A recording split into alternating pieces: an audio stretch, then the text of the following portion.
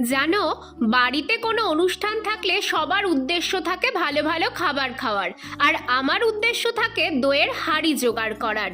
দিদি, পকেটে পয়সা থাকলে বা বাপের টাকা থাকলে এরম ছাদ বাগান সবাই করতে পারে। এই কমেন্টটা আমি অনেকবার পেয়েছি। প্রথমেই বলি, আমি আমার এই ছাদ বাগান বাবার টাকায় করিনি। আর আমি যদি বলি এই ছাদ বাগান আমি বিনা খরচে করেছি, তোমরা কি বিশ্বাস করবে? হচ্ছে না বিশ্বাস, তাই তো? তাহলে প্রমাণটা দিয়েই ফেলি, চলো। ছাদে গাছ করার জন্য সবচেয়ে দামি জিনিস হলো টব। তোমরা ভালো করে দেখলেই বুঝতে পারবে আমার ছাদে খুব বেশি মাটির টব নেই। ভাঙা তেলের টিন, ভাঙা কৌটো, বালতি, ভাগীরথী দুধের কন্টেনার, ভাঙা ঝুড়ি, এইসবই আমার ছাদ বাগানের নিত্যদিনের সঙ্গী। এই গোলাপ গাছটাকে দেখো, ঠাকুর ঘরের ভাঙা বালতিতে বসিয়েছি, কি সুন্দর হয়েছে না? আর রইলো বাকি গাছগুলোর দাম, সেগুলো পকেট মানি দিয়েই হয়ে যায়। অতএব ইচ্ছে থাকলেই উপায় হয়।